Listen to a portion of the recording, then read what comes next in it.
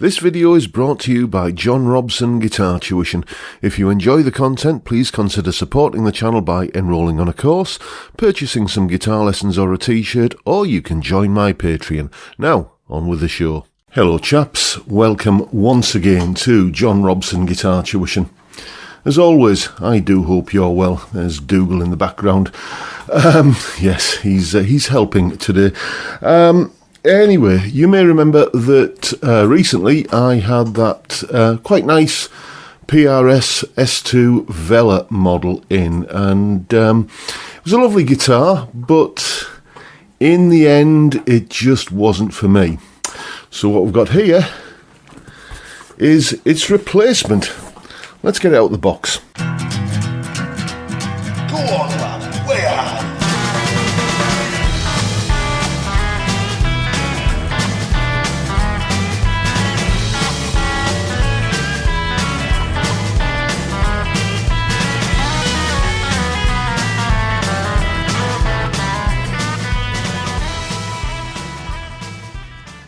Yes, indeed. It's now the next day, and this is another PRS. Specifically, it is an S2 Standard 24 with a satin finish. It's another used guitar, and, well, basically, the Vela, as I think I mentioned in both videos I did with it, wasn't the guitar as I was expecting it to be. In a nutshell, it just sounded a lot thinner and just not quite as full sounding as I was hoping it would do. So I put it up on eBay, and it literally sold within hours. And I was debating what to buy with the income from that, and made a nice little profit on it as well, by the way. I was debating what to buy, and I was thinking maybe an Epiphone Les Paul Custom, or maybe the Epiphone Les Paul 59, that one. But then I was scrolling through eBay and I saw this, and I thought, well, yeah, something about it just kind of appealed to me, and I thought I'll give it a go. And as I say, it's now the next day. I've been playing it in a bunch of lessons and doing things with it, and I'll tell you all about the conclusions I've come to and what I think of it right after we've heard this guitar, this PRS S2 Standard 24 Satin, in a mix.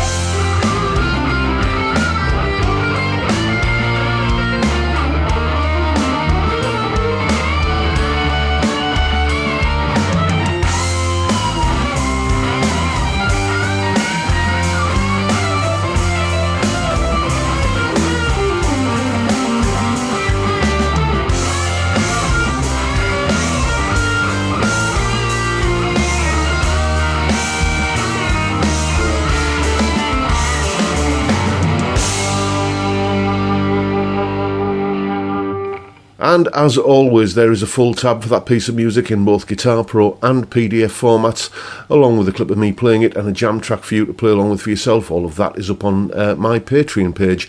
There's the address and the link is in the description. $3 or £2.50 a month gets you access to all of these bits and pieces and resources and goodies that go along with these YouTube videos. A massive, massive heartfelt thank you to everyone who supports me in that or any of the other ways, all of which are linked down below. So, a little bit of housekeeping before we go any further. The clean, sort of strummy sounds there and the sort of cleaner lead guitar parts were basically these settings on the Marshall DSL-1, and the kind of power chordy sort of stuff in the lead parts were these settings on the Marshall DSL-1. Really loving that amp. It's just my main source of tones now. Still use the kind of guitar rig and bias amp plugins for certain things, but that is my sort of go-to collection of sounds now. Excuse me. While we're on, let's have a look at some vital statistics, some weights and measures for the guitar. You can see there the 1st and 12th fret neck profiles, a nut width of 42mm and a weight of 3.28 kilos. Pickups, the DC resistance, you can see I've got two sets of figures there because there's a humbucker reading and a single coil reading, because you pull up on the tone control and you get single coil switching. Bridge humbucker is a whopping 13.77k, neck is 8.56, and in the middle we are 5.33, and when you pull the tone pot out, you get 8.53k on the bridge, 5.19 on the neck, and 3.24 in the middle setting. It really surprises me how much I like the sound of this guitar, given that sort of that bridge pickup. The pickups on this guitar, the pickups on this guitar are a HFS pickup there, and I think a vintage bass here. And just going by the numbers, that pickup would not usually appeal to me. Far too hot. I like a humbucker to be in the kind of 7 to 9k range a lot of the time. That was sort of vintage PAF like sound.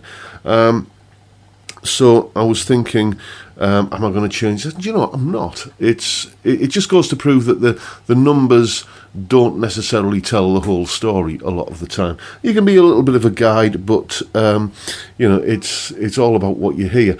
I'll put a full link to the spec of this guitar. These pickups aren't in the current version of this guitar, the 2022 one. I think they have the is it the 5815s in the new one. This is a 2016 guitar. You can tell that the modern ones at a glance because they have the chrome pickup covers.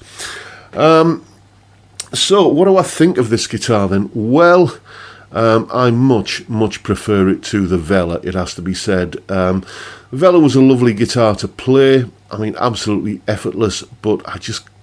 You know, when you get a brand new guitar, it's always your favourite guitar for a few days, isn't it? Because of the novelty factor.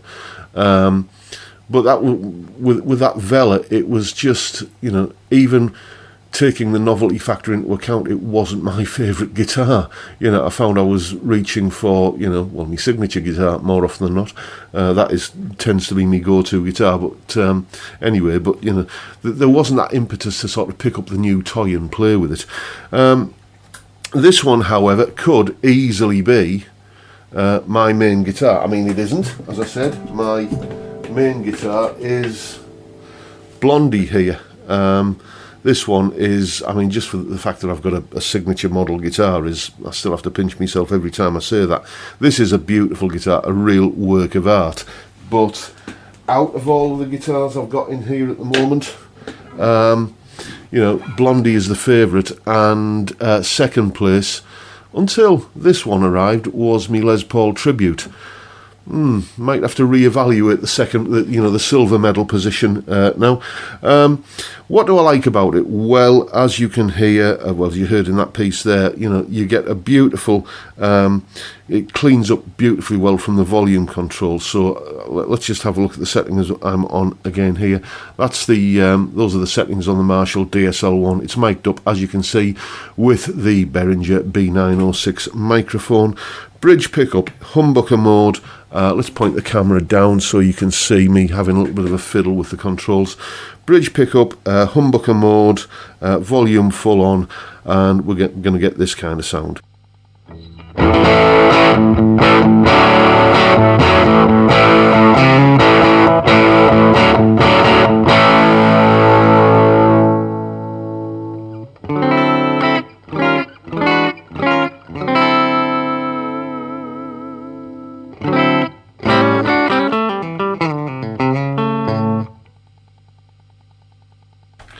When I'm talking about Telecasters, which I do quite a bit, I often talk about there's a timbre that you get from a Telecaster bridge pickup that the only way I can kind of articulate it is it's like saying it's got that sort of bottom end of a grand piano kind of sound, you know, that richness, that kind of weight to it.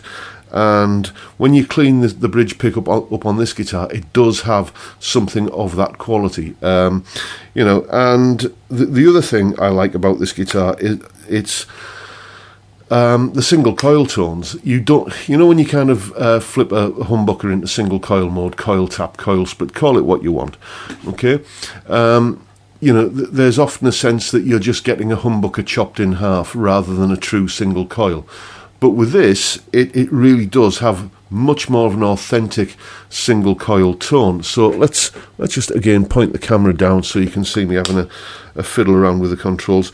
I'm going to leave the volume control down. I guess there's 10, so I'm on about 5 on the volume control now, and you know, pull the tone pot out and let's hear some single coil tones.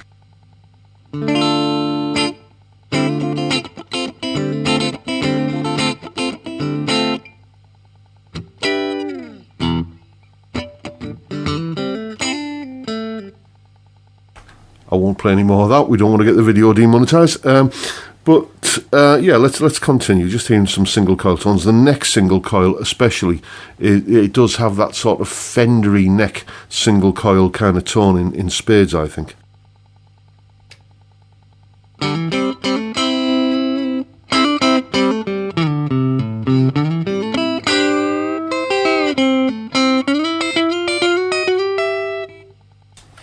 You can do that sort of, back to the bridge pickup, it'll do that sort of chicken picking kind of thing pretty good, you know.